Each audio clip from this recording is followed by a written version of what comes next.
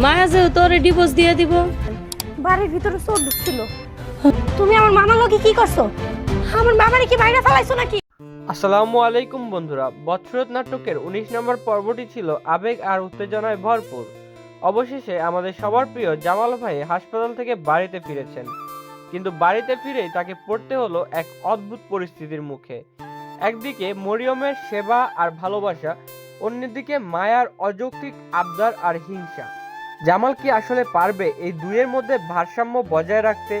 আজকের ভিডিওতে আমরা আলোচনা করব আগামী পর্বে কি কি বড় বড় ধামাকা আসতে চলেছে এবং আগামী পর্বটি কবে আসতে চলেছে। বন্ধুরা, আমরা সবাই দেখলাম জামাল বাড়িতে আসতে না আসতে মায়া যেন মরিয়মকে সহ্যই করতে পারছে না।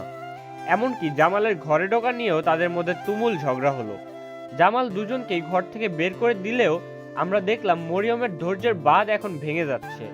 মরিয়ম মায়াকে স্পষ্ট জানিয়ে দিয়েছে যদি এই বাড়িতে থাকতে হয় তবে তাকে আল্লাহর কাছে তওবা করতে হবে এবং সঠিক পথে চলতে হবে।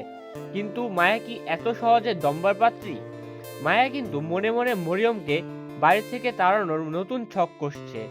আগামী পর্বে আমরা হয়তো দেখব মায়ার কোনো নোংরা চালের শিকার হতে পারে মরিয়ম।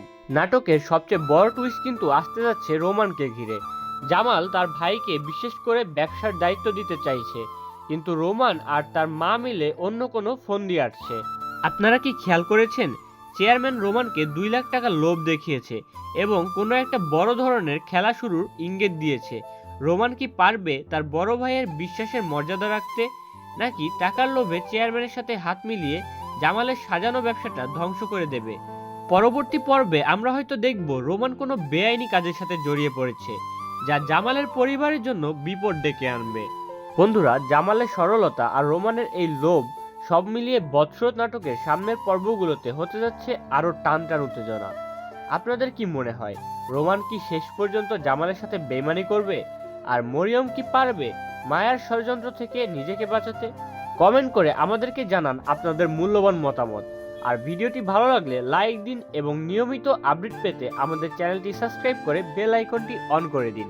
আর ভিডিও শেষে ভিডিওটি কে কোন জেলা থেকে দেখছেন এটা জানাতে কিন্তু অবশ্যই ভুলবেন না। বন্ধুরা, দেখা হবে পরের একটি ভিডিওতে, ততক্ষণ পর্যন্ত আল্লাহ হাফেজ।